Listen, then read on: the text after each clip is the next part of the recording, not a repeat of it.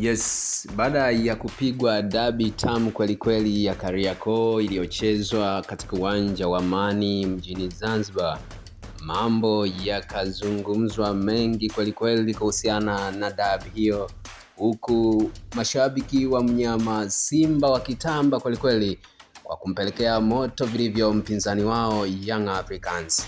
Hata hivyo, pamoja na yote aliyotokea, miongoni mwa wachezaji ambao walizungumzwa mno ni pamoja na Mohamed Hussein Shabalala. Mohamed Hussein Shabalala siku hiyo kazini kwake kulikuwa na kazi kweli kweli. Kwanza alikuwa akimkaba mchezaji alionekana kuwa on fire kweli kweli siku hiyo, na mzungumzia Libase Geye. Lakini baadaye aliwekewa Eli Mpanzu, bila kusahau yale mateso aliyopewa na mshikaji wake wa muda mrefu kweli kweli kutokea pale mitaa ya Msimbazi, Bwana Shomari Kapombe Shomi the way, baada ya kupitisha mpira katikati ya miguu yake, ama tobo kama watoto wa mjini wanavyoita. Wachambuzi mbalimbali wamekuwa wakizungumza kuhusiana na shughuli hiyo ya Bwana Mohamed Hussein Shabalala siku hiyo dhidi ya wachezaji wa mnyama walionekana kutiwa ndimu kweli kweli siku hiyo. Lakini baada ya mazungumzo mengi mtandaoni na kwenye vyombo mbalimbali vya habari, hatimaye semaji wa wananchi Young Africans, namzungumzia Ali Kamwe, ameibuka na kuandika yafuatayo ambayo kimsingi huenda yakakubadilishia mtazamo juu ya kile unachozani alikuwa ni mateso kweli kweli ya Zimbwe Junior, ama ukawa na wewe na mtazamo wako katuandikia hapo chini kwenye comments. Ali Kamwe ameandika yafuatayo.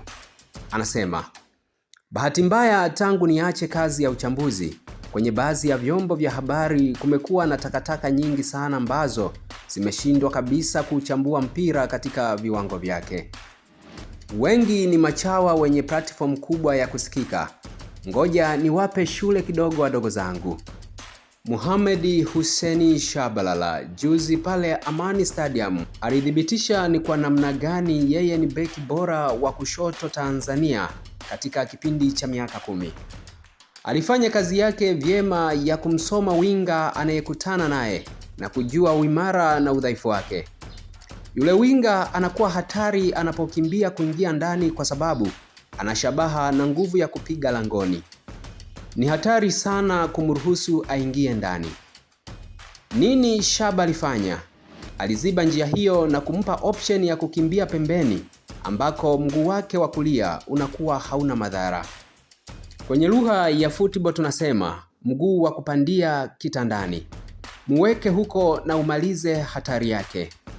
Klipu zote ambazo vibwengo na machawa wao wanaziposti ni winga wao anapokimbia kama swala kisha kupiga krosi, takataka zisizokuwa na madhara hata kidogo. Kwa sababu IQ ya kujua boli ni 0, wanaona ni kitu cha maana sana kimefanyika na wanasherehekea. Kwa sisi magwiji wa uchambuzi, official Mohamed Hussein Shabalala unastahili nyota 5 kwa uwezo mkubwa wa kusoma mpinzani na kuja na majibu.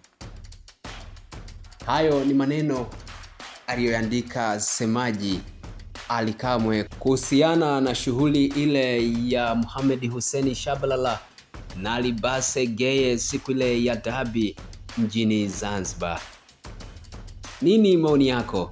Tuandikie hapa chini kwenye comments, lakini pia usisahau kulike, kushare pamoja na kusubscribe channel hii ili uendelee kupata habari kemkem za kimchezo kutokea hapa hapa. Kumbuka ni kupitia hii channel ya Sportivaya.